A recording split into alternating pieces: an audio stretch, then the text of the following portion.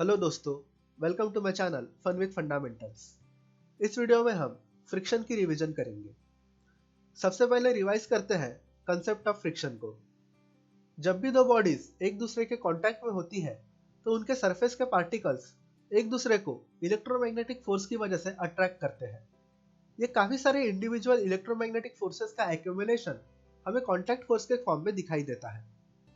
ये forces contact surfaces को कुछ एंगल बना के दोनों बॉडीज पे एक्ट करते हैं और Newton's third law of motion के अकॉर्डिंग इन फोर्सेस का मैग्नीट्यूड सेम और डायरेक्शन अपोजिट होती है। किसी एक बॉडी पे एक्ट होने वाले कांटेक्ट फोर्स को हम अलोंग द कांटेक्ट सरफेस और perpendicular to the contact surface ऐसे दो म्यूचुअली परपेंडिकुलर डायरेक्शन में रिजॉल्व करते हैं। जो कंपोनेंट कांटेक्ट सरफेस को परपेंडिकुलर है उसे हम नॉर्मल फोर्स कहते हैं। जो कंपोनेंट कांटेक्ट सरफेस को पैरेलल है उसे हम फ्रिक्शन कहते हैं। नेक्स्ट रिवाइज करते हैं टाइप्स ऑफ फ्रिक्शन। फ्रिक्शन ये दो सॉलिड्स के बीच में, दो फ्लूइड्स के बीच में और एक सॉलिड और एक फ्लूइड के बीच में एक्ट कर सकता है। दो फ्लूइड सरफेसेस के बीच में एक्ट होने वाले फ्रिक्शन को विस्कस फोर्स कहते हैं। हम सिर्फ दो सॉलिड सरफेस के बीच में एक्ट होने वाला फ्रिक्शन स्टडी करेंगे। फ्रिक्शन ये तभी ऑकर होता है जब दो बॉडीज के बीच में रिलेटिव मोशन होता है या रिलेटिव मोशन होने की टेंडेंसी होती है। फ्रिक्शन हमेशा मोशन को अपोज करता है, मतलब फ्रिक्शन हमेशा मोशन के डायरेक्शन के अपोजिट डायरेक्शन में एक्ट करता है, रिगार्डलेस बॉडी एक्सेलरेट या डिसेलरेट हो रही हो।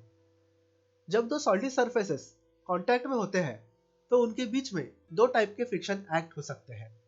इन जनरल फ्रिक्शन के दो टाइप्स होते हैं। पहला है स्टैटिक फ्रिक्शन। जब कांटेक्ट में रहने वाले दो सॉलिड सरफेस एक दूसरे के ऊपर स्लिप नहीं होते, यानी दोनों के बीच में सिर्फ रिलेटिव मोशन की टेंडेंसी होती है, तब उन दो बॉडीज के बीच में स्टैटिक फ्रिक्शन एक्ट होता है। सेकंड है काइनेटिक फ्रिक्शन। जब कांटेक्ट में रहने वाले दो सॉलिड सरफेसेस एक दूसरे के ऊपर स्लिप होते हैं, यानी दोनों के बीच में कुछ रिलेटिव मोशन होता है, तब उन बॉडीज के बीच में काइनेटिक फ्रिक्शन एक्ट होता है। नेक्स्ट हम काइनेटिक फ्रिक्शन को डेप्थ में स्टडी करते हैं। कंसीडर कीजिए दो बॉडीज ए एंड बी जो एक दूसरे के कांटेक्ट में है। एज्यूम कीजिए कि बॉडी ए वीए वेलोसिटी से मूव करती है और बॉडी बी वीवी वेलोसिटी से मूव करती है।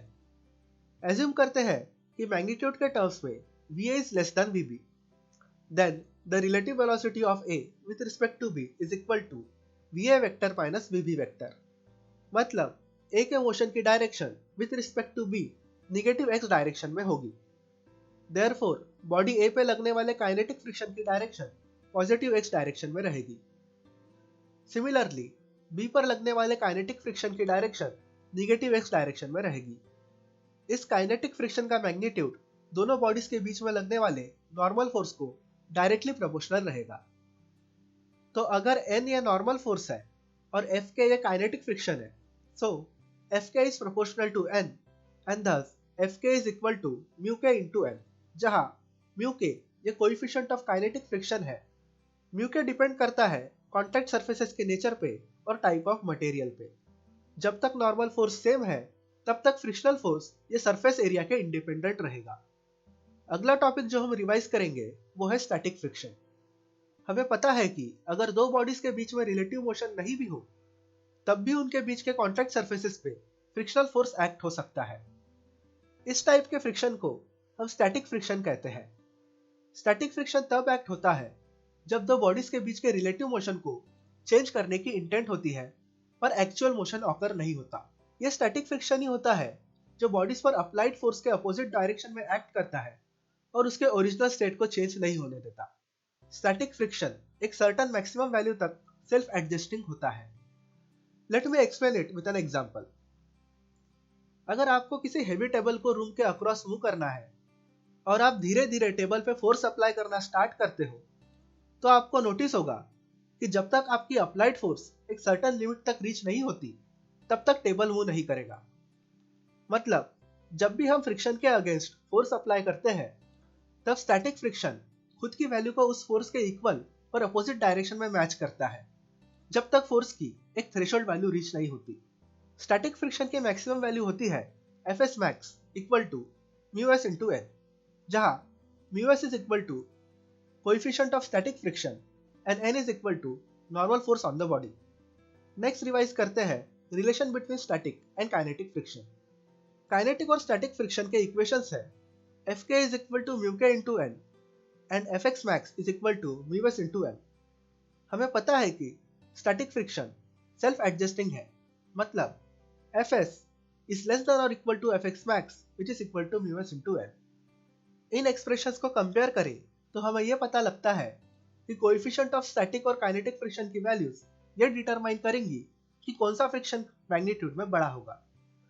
कुछ एक्सपेरिमेंट से यह कंक्लूड किया गया है कि मैक्सिमम स्टैटिक फ्रिक्शन की वैल्यू हमेशा काइनेटिक फ्रिक्शन से ज्यादा होती है। Thus, mu k is less than mu s। इसीलिए हमें किसी बॉडी को रेस्ट से मूव करना ज्यादा डिफिकल्ट लगता है as compare to a body जो पहले से ही मोशन में है। तो जब आप किसी बॉडी पे फोर्स अप्लाई करते हो तो जब तक उस फोर्स का magnitude mu s into n के बराबर रीच नहीं करता तब तक स्टैटिक फ्रिक्शन उस फोर्स के अपोजिट डायरेक्शन में एक्ट करता है। उसके बाद बॉडी मूव करना स्टार्ट कर देती है और स्टैटिक फ्रिक्शन रिप्लेस हो जाता है काइनेटिक फ्रिक्शन से, जिसका मैग्नीट्यूड होता है mu k into n और यह बॉडी के मोशन को अपोज करता रहता है। नेक्स्ट स्टडी करते हैं friction on an inclined plane. Suppose m mass की एक बॉडी एक इंक्लाइंड प्लेन पे है जो हॉरिजॉन्टल के साथ थीटा एंगल बनाता है। एज्यूम करते हैं कि कोएफिशिएंट ऑफ काइनेटिक फ्रिक्शन है mu k और कोएफिशिएंट ऑफ स्टैटिक फ्रिक्शन है mu s। इंक्लाइंड प्लेन के अलोंग और परपेंडिकुलर फोर्सेस इक्वेट करके हम स्टैटिक और काइनेटिक फ्रिक्शन के एक्सप्रेशंस कैलकुलेट कर सकते हैं। वीडियो में दिए डायग्राम में दो पॉसिबिलिटीज ऑकर हो सकती है। पॉसिबिलिटी 1 है कि बॉडी रेस्ट में रहेगी। इस केस में n is equal to mg cos theta and fr is equal to mg sin theta। fr is static friction। Also, mu s into n equal to mu s into mg cos theta is greater than or equal to fr which is equal to mg sin theta। Possibility 2 है कि body downwards direction में move करती है। इस case में fr is equal to mu k into n which is equal to mu k into mg cos theta। Here fr is kinetic friction। n is equal to mg cos theta and ma is equal to mg sin theta minus fr। Thus ma is equal to mg sin theta minus mu k into mg cos theta and therefore acceleration a is equal to g sin theta minus mu k into g cos theta। Next देखते हैं कि हम mu s और mu k की values कैसे calculate कर सकते हैं।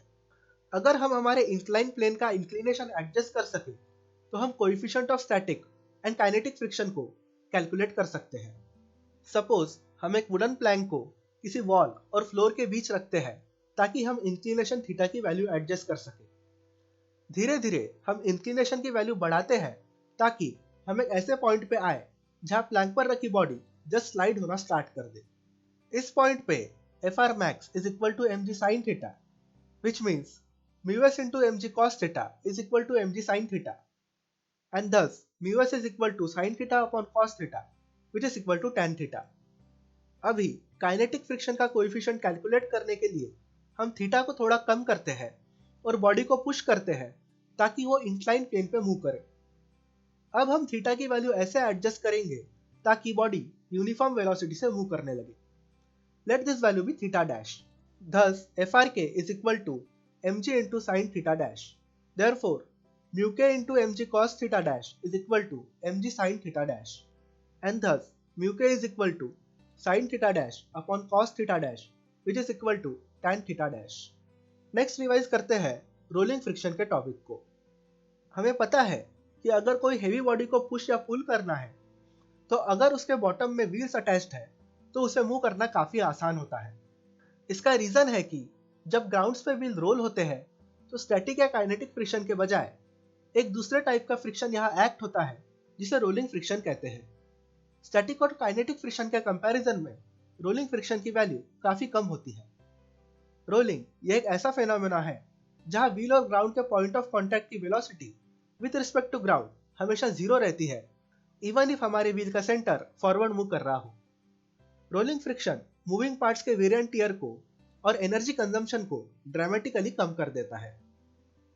That's it for this video. Thank you for watching and have a great day.